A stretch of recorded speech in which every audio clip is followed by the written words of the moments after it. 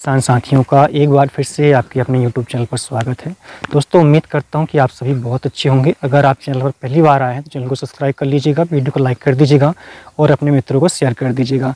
आज की इस वीडियो में आपको बताने वाला हूं कि मूंग की उन्नत खेती किस तरीके से की जाती है, इसलिए वीडियो के आप अंत तक बने रहिएगा।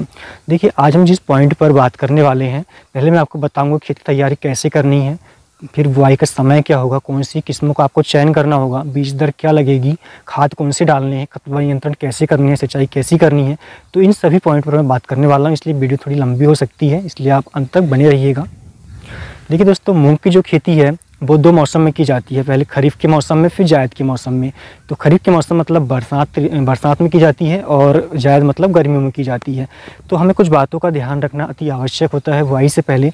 जैसे हम जो बीज का उपयोग कर रहे हैं वो प्रमाणित बीज होना चाहिए और बीज स्वस्थ होना चाहिए, ठीक है। और सही समय पर इसकी बुआई हमें कर देनी चाहिए। अगर हम जायद की फसल ले रहे हैं तो इसमें लगभग 15 मार्च तक इसकी बुआई हमें कंप्लीट कर लेनी चाहिए, क्योंकि अगर हम इसकी बुआई लेट करते हैं तो जब हमारे मूंग में फूल फल लगते हैं तब तापमान बहुत अधिक बढ़ जाता है, उस समय फूल झड़ते हैं या तो लगते ही नहीं हैं, ये प्रॉब्लम आती है। इसलिए समय पर आप बुआई कर लें। और देखिए, जब हम जायद की फसल लेते हैं तो इसके बाद हमें खरीफ की फसल भी लेनी होती है, इसलिए जो बीज चुनाव हम करें वो कम अवधि का बीज होना चाहिए और बोते समय बीज उपचारित कर लेना चाहिए, जिससे पौधे में बीज जनित या मृदा जनित रोग ना लगे, ठीक है। और साथ ही जब हम खाद का प्रयोग करते हैं तो दोस्तों, तो हमें अनियंत्रित तरीके से खाद का उपयोग नहीं करना है। पहले हमें मिट्टी का परीक्षण कर लेना है, फिर उसके बाद संतुलित खाद हमें देना है, ठीक है। बातें अब हम खेती की तैयारी कैसे करें उस पर आते हैं।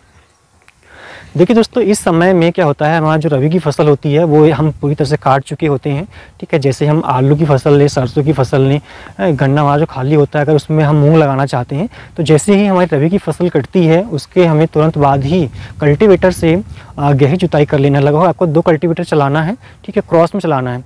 मतलब आपको एक बार जो चलाएंगे उसके अपोजिट साइड दूसरी बार आपको कल्टीवेटर चलाना है, जिससे इसकी गहरी जुताई हो जाएगी।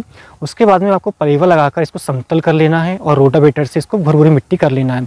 इतना करने के बाद में 4 से 5 दिन तक इसको आप खाली छोड़ दीजिएगा, ताकि इसमें जो भी जीवाणु हो या फिर जो हमारे खरपतवार हो वो धूप में सूख जाए, इसलिए 4 दिन तक इसको आपने सुखाना है। उसके बाद में सीडल के द्वारा आपको बुआई करनी होगी। तो सीडल के द्वारा इसका हमें बुआई करना है। जो कतारों से कतारों की जो दूरी होगी दोस्तों, हमारी 14 से 18 इंच की होना चाहिए और पौधे से पौधे की दूरी हमारी 5 से 6 सेंटीमीटर की होनी चाहिए। देखिए, जो गर्मी का मौसम होता है और जो खरीफ का मौसम होता है, दोनों में बीज दर जो लगती है ये अलग अलग लगती है। जो बीज दर है हमारी खरीफ के मौसम में कब लगती है, गर्मियों का मौसम मतलब जायद की जो फसल है इसमें बीज दर हमें थोड़ी बढ़ाकर लेनी चाहिए। लगभग 8 से 10 किलो प्रति एकड़ में बीज दर हमारी लगनी चाहिए, ठीक है दोस्तों।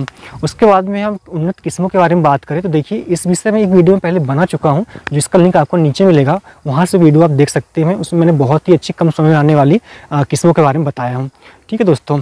उसके बाद हम खाद की बात करें तो देखिए, जो मूंग होती है हमारी, इसमें ज़्यादा खाद की आवश्यकता आपको नहीं होती है, खासकर नाइट्रोजन की, क्योंकि इसकी जड़ों में ही राइजोबियम पाया जाता है, इसलिए इसमें नाइट्रोजन की आवश्यकता आपको ज़्यादा नहीं होती है। तो हमें क्या करना है, बुआई के समय सिंगल सुपर फास्फेट लेना है जो दानेदार आता है, 80 किलो के लगभग आपको लेना है। हम ये डोज प्रति एकड़ के हिसाब से आपको बता रहे हैं।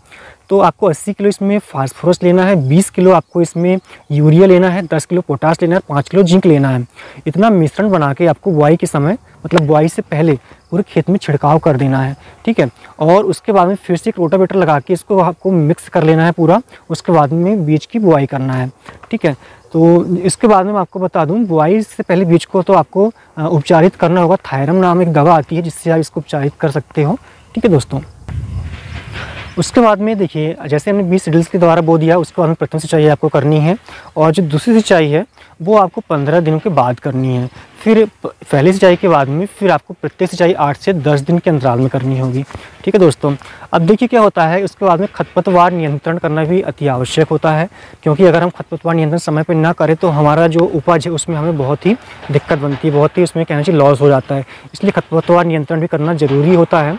तो देखिए, इसमें 3 प्रकार के खरपतवार होते हैं। पहली सांकड़ी पत्ती का होता है, फिर चौड़ी पत्ती का होता है और एक मोथा परिवार से घास आती है। इस 3 प्रकार के इसमें खरपतवार निकलते हैं। इनकी रोकथाम के लिए मैं आपको 3 दवा बताऊंगा, वो इसका उपयोग आप कर सकते हैं। पहली जो दवा है खरपतवार नाशक वो है पेंडिमिथिलिन, जो कि मार्केट में स्टैम्प एक्स्ट्रा के नाम से मिलती है।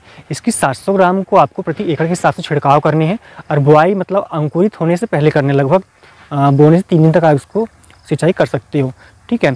इसमें क्या होता है कि जहाँ जो घास कुल मतलब चौड़ी पत्ती वाले जो घास होते हैं, मोथा परिवार से जो घास होते हैं, वो नष्ट हो जाती हैं। उसके बाद में सेकंड नंबर पे है, अगला है इमेजिथापायर, जो कि आपको दुकान पे परसूट के नाम से मिलेगी। इसकी 40 ग्राम की मात्रा लेना है, प्रति एकड़ के हिसाब से छिड़काव करना है। ये बुआई के 20 दिन के बाद में छिड़काव करना है आपको, ठीक है। इसमें घास कुल, मोथा कुल और चौड़ी पत्ती, सांकड़ी पत्ती वो मर जाती है इसमें, ठीक है दोस्तों।